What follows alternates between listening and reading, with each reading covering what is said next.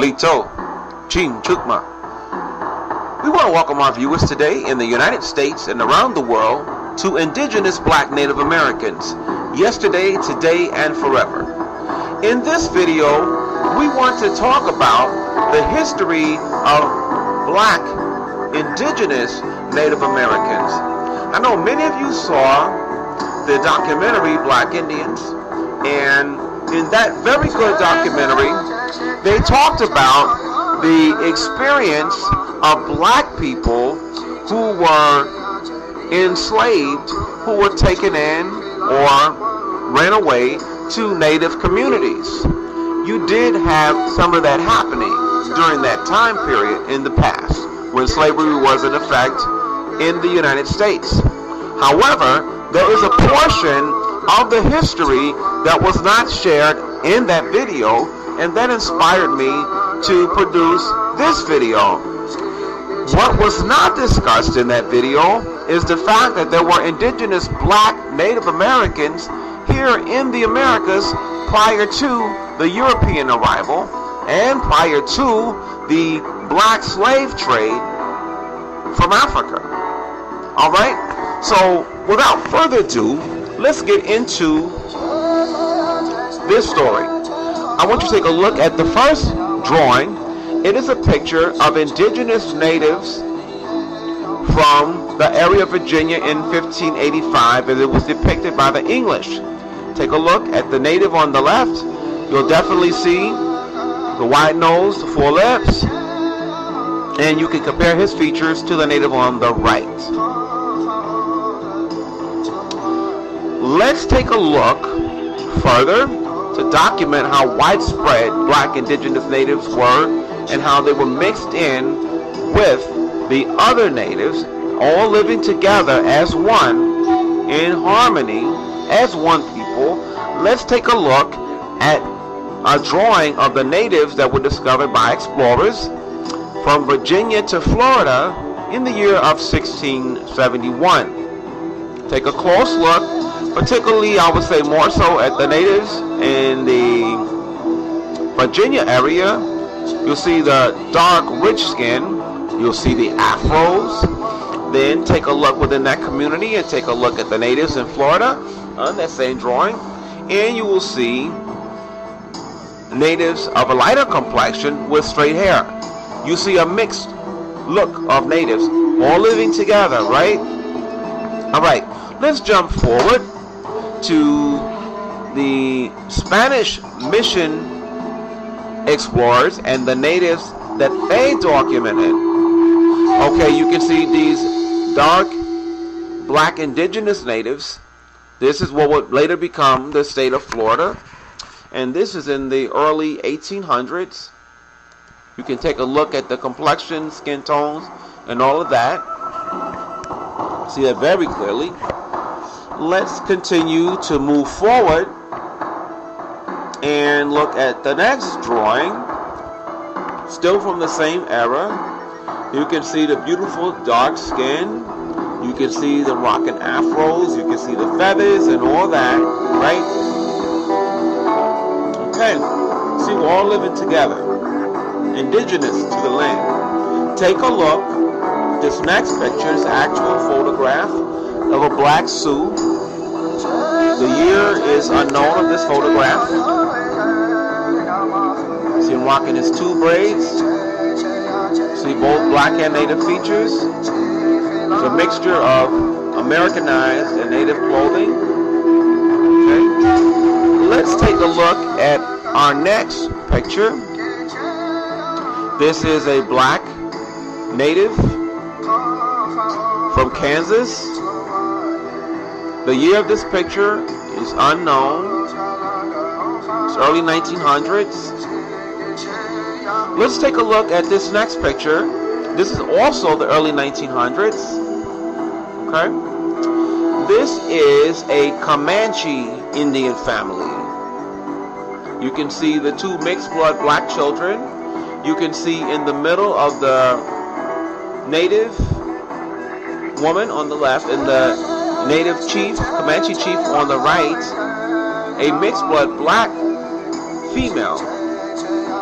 And and these are her children.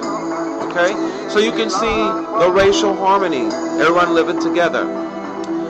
What happened is the question that caused the indigenous black natives to be separated from their families and tribal communities here in what would later become, or at that time, the United States. What happened? Well, what happened with the 5 civilized tribes of the Southeast, which would be the Choctaw, the Chickasaw, the Cherokee, the Creek, and the Seminole, was the Dawes Commission.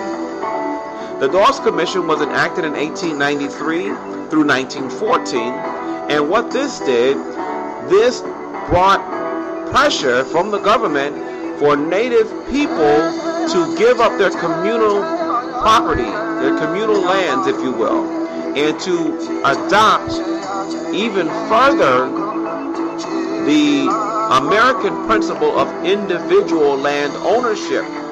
Now, for these 5 tribes in particular, in an attempt to adopt white custom and to preserve themselves in the sight of the government, they adopted the practice of slavery within their nations. Did all nations practice this against their black members? No. But these particular 5 tribes did at that particular time. All right?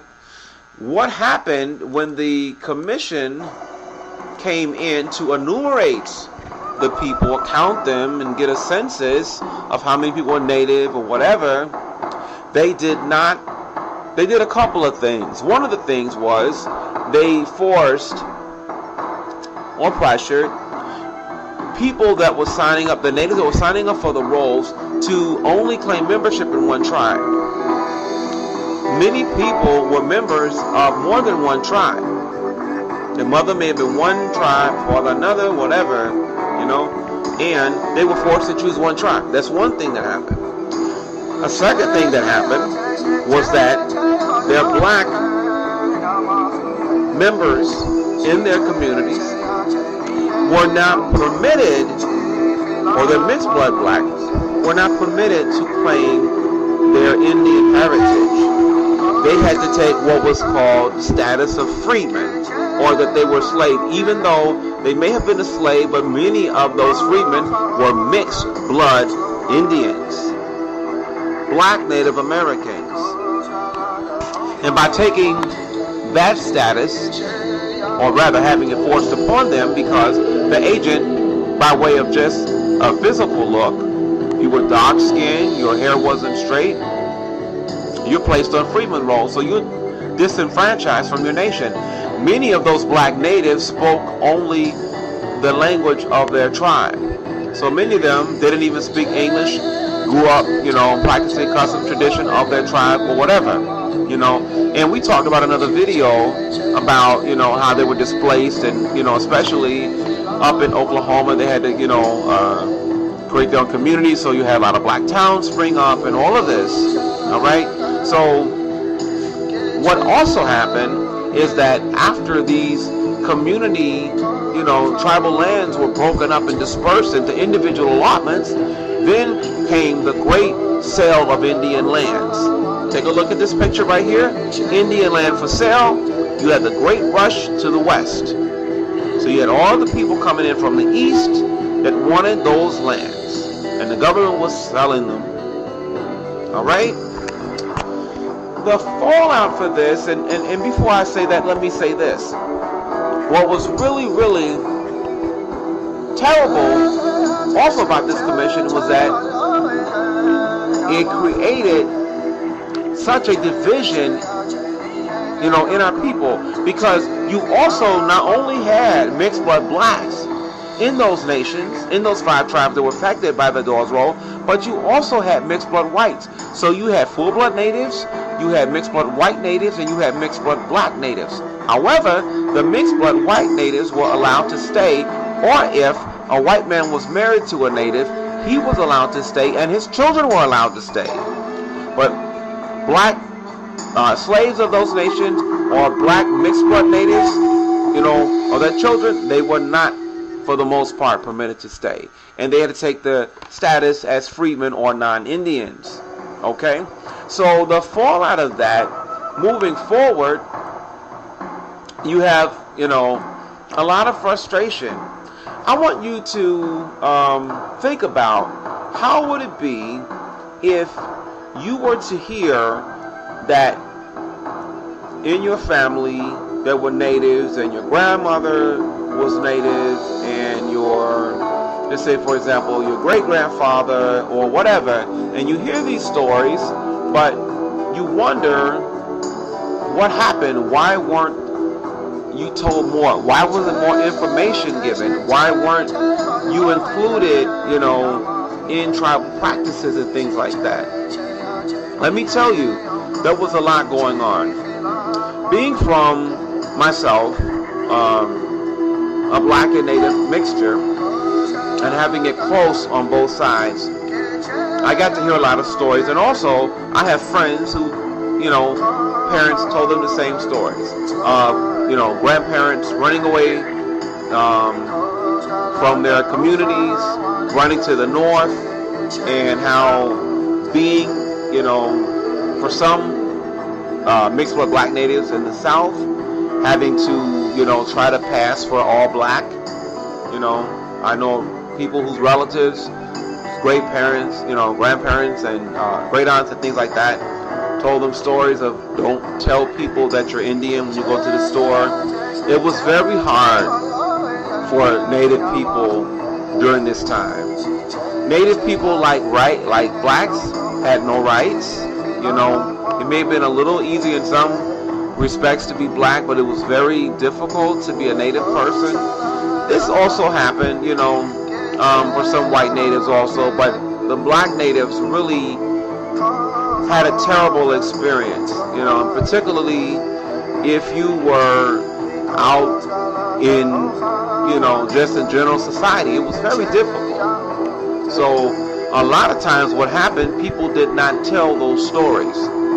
Language was not taught to children, was not spoken in the house, and that's why you have a lot of black natives whose family did not grow up on the res, who don't know their language. It wasn't passed to protect, the children. So now the frustration is we're in an era now of it being a beautiful and acceptable thing, for you to claim your native heritage, and then you don't have the tools or the information to really participate in your heritage. So that's why you have such a frustration, a lot of times within black Indian people. I want to show you some pictures of some contemporary black natives today. And then I want to talk about a little bit of some things that you can do to help remember, your heritage and where you came from. But before we go there, let's take a look at some of these pictures of some beautiful black natives.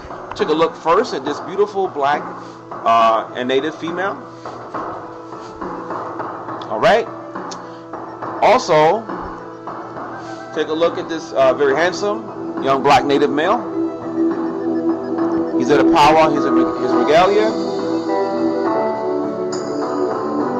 Okay.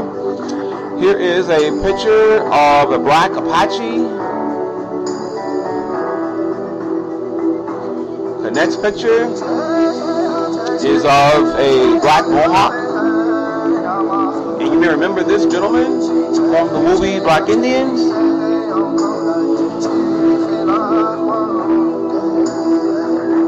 Alright, the next picture is of a dark-skinned black Chata from Mississippi, from the Mississippi band of Chata Indians. The next picture is of a black Onkachuk from Long Island, New York. Okay? I want to show you something next that's not real commonplace now. And these are mixed blood black natives living on a reservation. This will be the Lower Sioux Indian Reservation in Minnesota. Okay? So take a look closely at the pictures. You will see them participating on the basketball team and some classroom activities. and you see them there with other mixed blood white native children, this is more the exception in many cases than the rule, because many mixed blood black natives did not have the opportunity or the experience of growing up on the res to, continue to learn their native ancestry and culture. Okay, take a look at the basketball team. You can see a beautiful blending black and mixed blood natives right there. All right. So the question comes to mind: how is it, living in the city, growing up, for a lot of black natives, maybe just in black culture or what other communities that you may be mixed with that were, more contemporary, how do you remember your spirit? How do you reconnect? For some, the reality is that just may not happen in the way that you would like it. Some people, the family lines were so blurred and information so cryptic that specific information may not be made available. For some, you may try, I would say maybe some people may go the way of DNA. I don't know how advanced that is to tell a particular tribe or whatever, but what I want to offer to, the people out there, because not everyone is going to be fortunate enough to have, parents or grandparents from the res and stuff like that. I was fortunate enough, and I know others that were fortunate enough to have that experience or similar experience where they could get a lot of information, even if it, came to them later by discovering family members, But for a lot of black natives, again, that will not be the experience. What I want to offer to you is to go, and seek out information. One thing that you can do is, if you can find out from relatives, talking to your elders and your family, talk to everybody that you can in your family. Ask them what they remember about anything of Native history, where your people were from, as far back as the stories can be told. Go back and do research. Find out what Native communities were in that area. All that you can to research to find out more. And again, this may or may not yield specific information about your specific tribe or clan, because many of the tribes had different clans and things like that or whatever. But it may give you a general sense. But the thing about it, whether or not you ever get that specific information as to what tribe or which clan or whatever, that does not erase the blood. That does not erase the pride that you can have and hold in your heart as being a black native person. There are still different things that you can participate in to help enhance that. You can attend your local American Indian house or community center, and begin to just go and attend. And I would tell you a lot of ways. The best way to go in is to go in quiet, respectful, be there for a while. With Native people, I'm going to tell you, mostly we'll observe you for a long time, so if you don't get a lot of feedback initially, or a lot of people don't talk to you a lot initially, or a lot of people kind of stand off initially, in many instances we kind of like to observe people for a while before we begin to open up. And I'll tell you why that is. Because there are so many people that have come in to try to take advantage and exploit Native culture that people are just slow to be open to outsiders. This is not necessarily the rule in every, Indian community or Indian house that you'll go to, but you'll see that more often than not. Take your time, get to know, volunteer, and just let the process happen.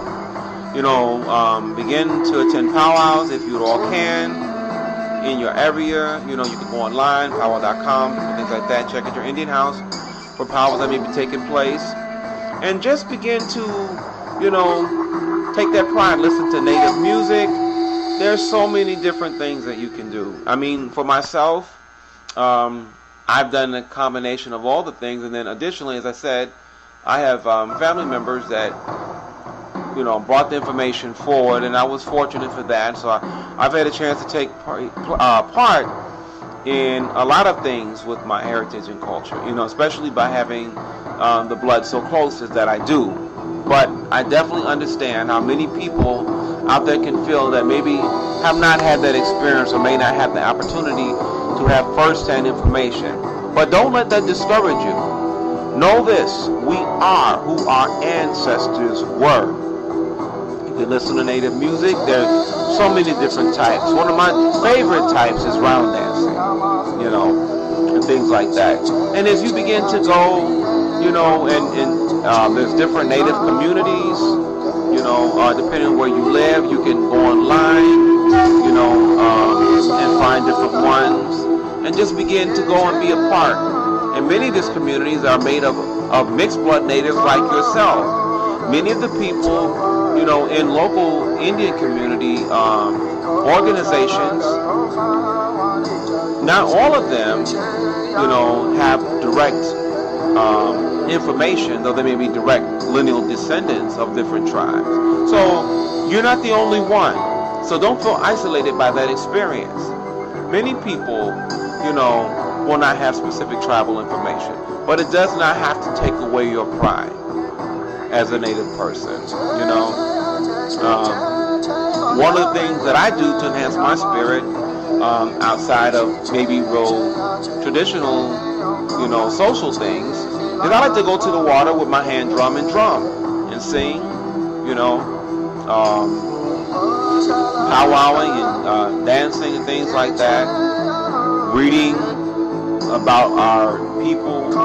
My excellent book is 500 Nations, and just, getting a hold of much information about native culture from valid sources as possible, and just absorbing yourself in that knowledge and information.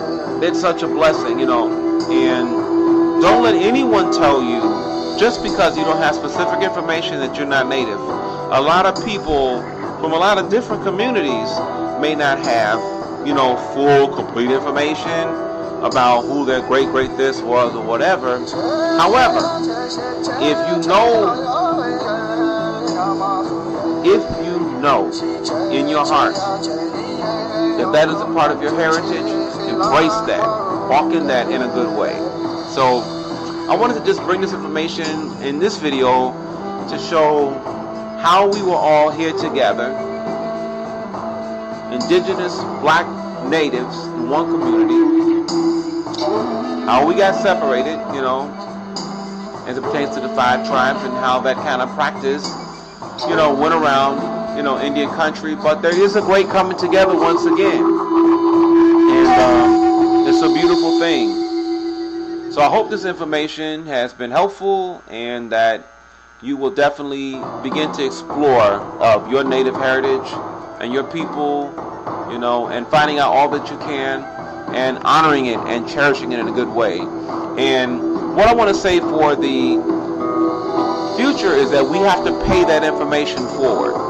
We have to continue to promote our heritage, to tell the stories. I remember the stories of my grandmother, telling me how her father, stole her off the reds, if you will, and saw this beautiful Indian girl with long hair riding her horse, and he came and took her away one day, and they got married. That's how they kind of did it. And I've heard a lot of people tell those stories before, which were true. Black man saw this young Indian girl that he liked, picked up and wifed her, just different things like that. But whatever stories that you have about your family, pay them forward. Pay those stories forward to your children, to your family, to communities. Because the thing is, if we stop talking about it, and even though you may think that, well, I don't hold that big of a piece, maybe because I don't know any of my language, or I don't know which clan, I know the tribe, but maybe I don't know the clan, or maybe I don't know the tribe or whatever.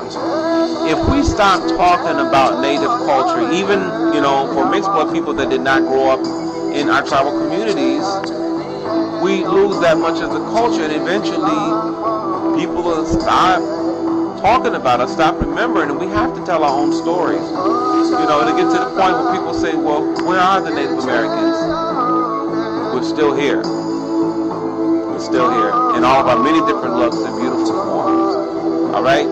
So, I'm going to close right now, but this video, the ancestors have been pressing me to produce this video for a while now, so I finally, you know, said yes on that, and here it is, all right? So, Chibin Salat Chiki, Doksha, okay, I hope.